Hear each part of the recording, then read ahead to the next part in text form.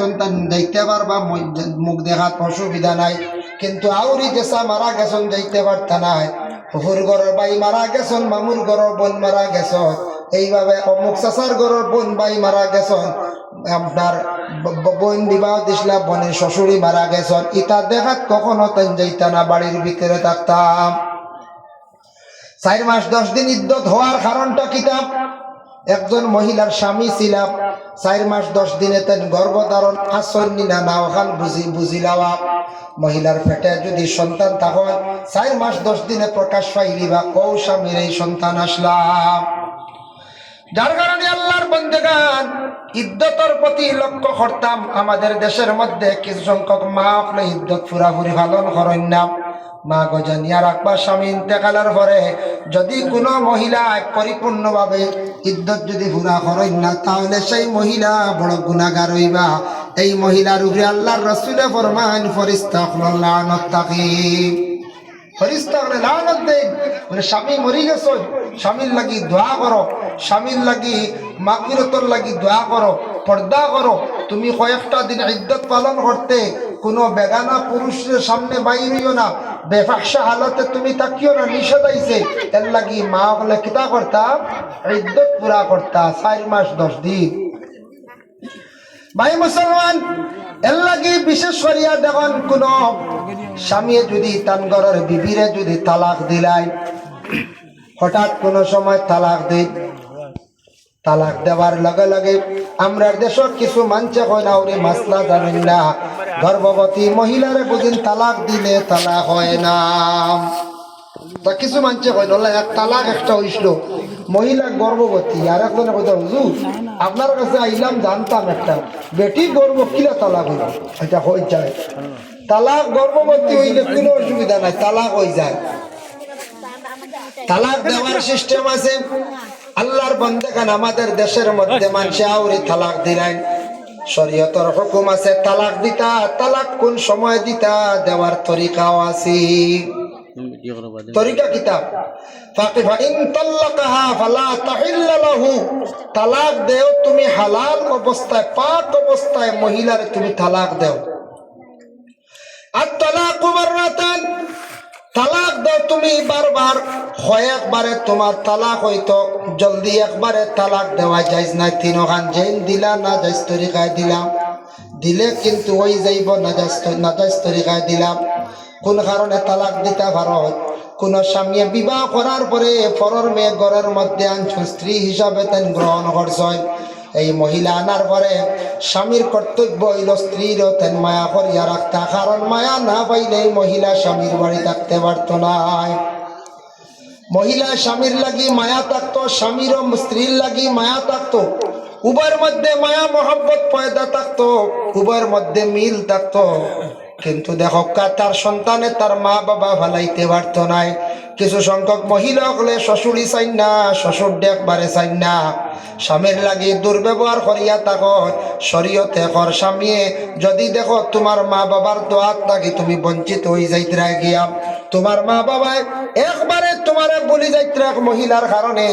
বাইরে তুমি আরো কন্যা পাইবাই, মেয়ে পাইবাই, তোমার মা বাবা খুশ রাজি রাখতে গিয়া প্রয়োজনে এই বিবিরে তালাক দিয়া উচিত মূল্য দিয়া সেই মহিলারে তুমি বিদায় দিলাও। এটা আমরা গণতন্ত্র দেশের কানুনে মানেন না, মানবুঝ গিয়া যদি কৌটো বলে আমি তো না, আমরা শরীয়তে কইছি মা বাপ চাইত্রা নাই বেটি আমারে চাইতে দিন না, আমি কিচ্ছু নিয়া দিলে আমার বিবেক গুছা কর। আমরা শরীয়তও আছে, কোরআনও আছে, কোরআনের ব্যাখ্যা তাইছে, গ্রন্থে আইছে, আমি এই নারাজন আদমি কৌটে মানবই মানতো না। তবে শরীয়তর মাসলা ওটা কৌটে মানেন না। এখন কৌট দিকে হওয়ার ডরে বাদ দিলেই তাই না, মা বাবার দোয়াতেই বঞ্চিত হয়ে জানি। যদি কোনো মারাত্মক কোনো মহিলা বিলকুল শ্বশুরি চাই না, শ্বশুর চাই না, শ্বশুরের লাগি দুর্ব্যবহার কঠোর ব্যবহার করেন, বাদ বাসা দিয়ে গালাগালি করেন, স্বামীর লাগে দুর্ব্যবহার করেন, আপনার বাকি জীবন চলা কঠিন হইব। আপনি তালাক দিতা একবারে দেওয়ার মাত্রা দেওয়ার সিস্টেম আছে।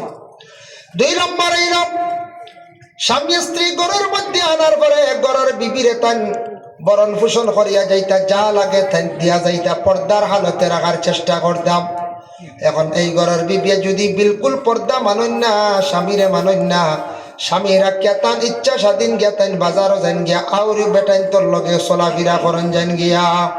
মানছে দেখিয়া সমালোচনা করন তোমার ঘরের বিবি দেখছি অমুক জায়গাত বাজার অমুকর লগে আড্ডা দিতরা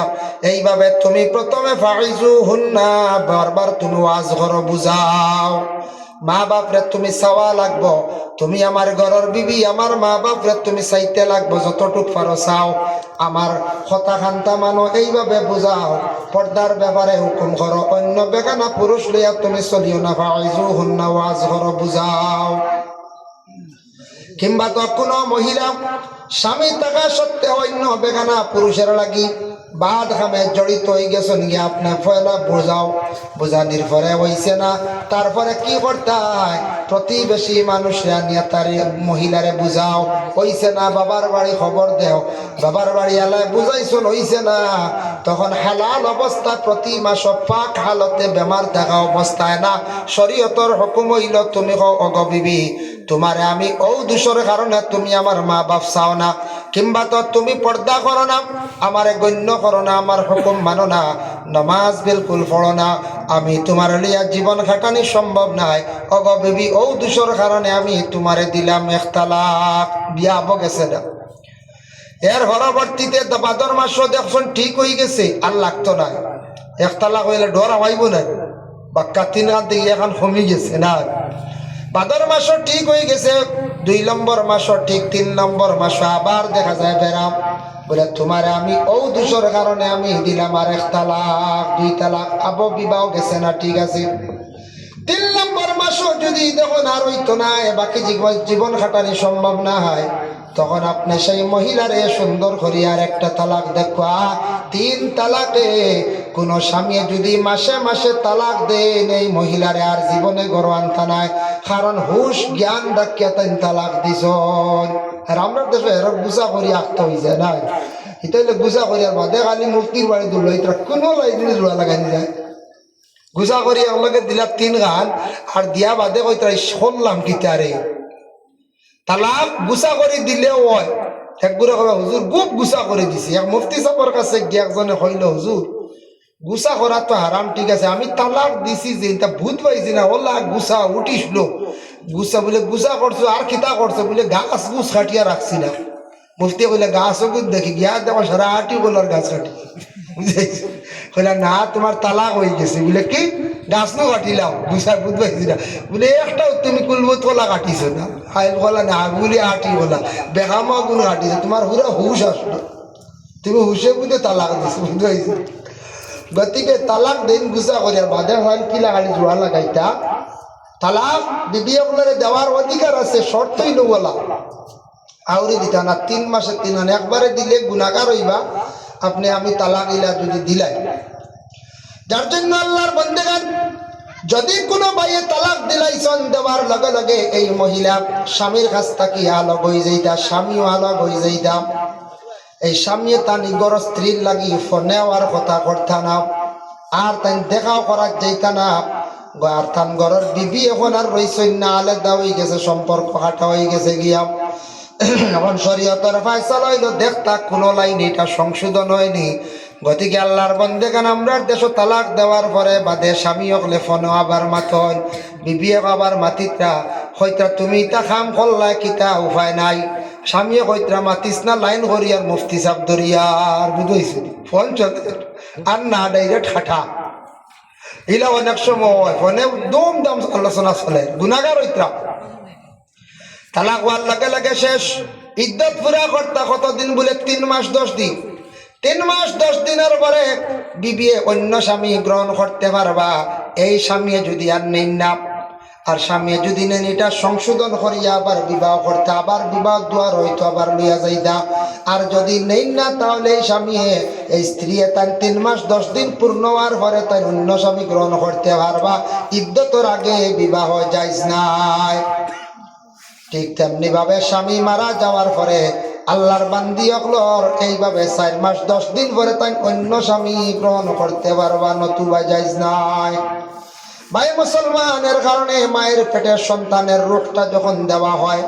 আল্লাহ কইতরা বন্দারে তুমি কিচ্ছু জানো না বুঝো না তোমার মার পেটের মধ্যে আমি আল্লাহ রাখছি তোমারে আমি এমন ভাবে রাখছি